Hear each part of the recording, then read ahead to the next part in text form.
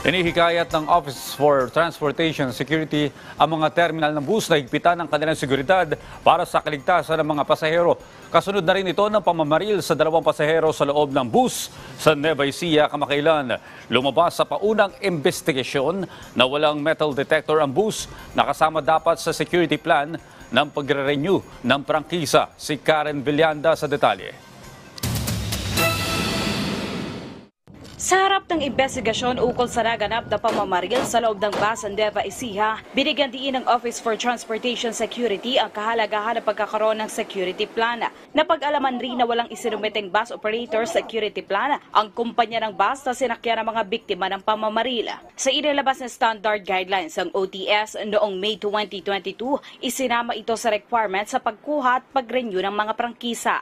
In fact, napuntahan na sila ng ating mga land auditors coming from the Office for Transportation Security at doon nga namin na pag-alaman na ang Victory Liner ay hindi pa po nakapag-prepare, hindi pa nakapag-submit sa OTS at ito ay alam po namin sa LTFRB. Aminado ang OTS sa bagamat bago pa ang polisiya, ilang beses nang inabisuhan ang bus company na magpasa ng security plan bago pa man mangyari ang insidente ng barilan sa loob ng bus.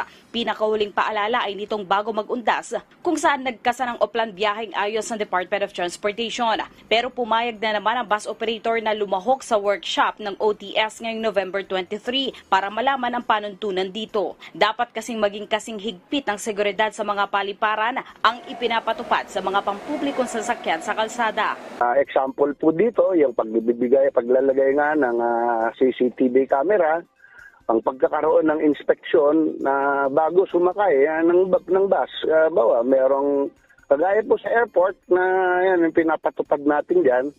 Meron tayong metal detectors, meron pong x-ray, mga ganyan po. Sa terminal, meron na rin pong mga ganyan. May mga bus operators at bus terminals na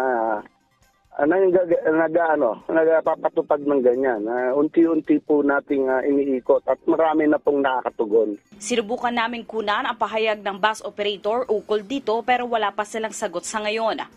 Hinikayat ng OTS ang terminal-to-terminal na operasyon ng mga bus dahil dito ay nasasala yung mga pasahero. Dito ay may metal detector, pagdaan, walk-through detector din para naman masala yung mga bagahe ng mga pasahero bago sila umakyat ng bus. Sa paunang investigasyon ay napag-alaman na pumara lamang mula sa kalsada sa Bayumbong Nueva Vizcaya ang mga suspect at hindi sumakay mula sa bus terminal sa Kawayan City sa Isabela.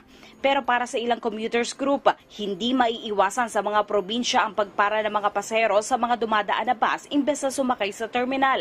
Kaya naman magpupulong sila ngayong weekend para irekomenda sa LTO at Senado na ipatupad ang paggamit ng mga handheld detector sa mga bus para matiyak na walang dalang armas ang mga sumasakay na pasahero. Maliit lang naman ang presyo ng handheld eh. Hindi naman napakalaki kasi marami na ngayong modern na scanners na very effective din pero hindi napakataas ng presyo. Hindi katulad dati yung mga milyon ang presyo ng mga scanners. Ngayon po hindi. Yung may mga scanners nga po hindi umaabot na 1,000 eh. Iginiit naman ng commuters group na isolated case ang nangyari at walang dapat ikatakot ang mga sumasakay sa provincial buses. Nakita po natin targeted yung mga biktima.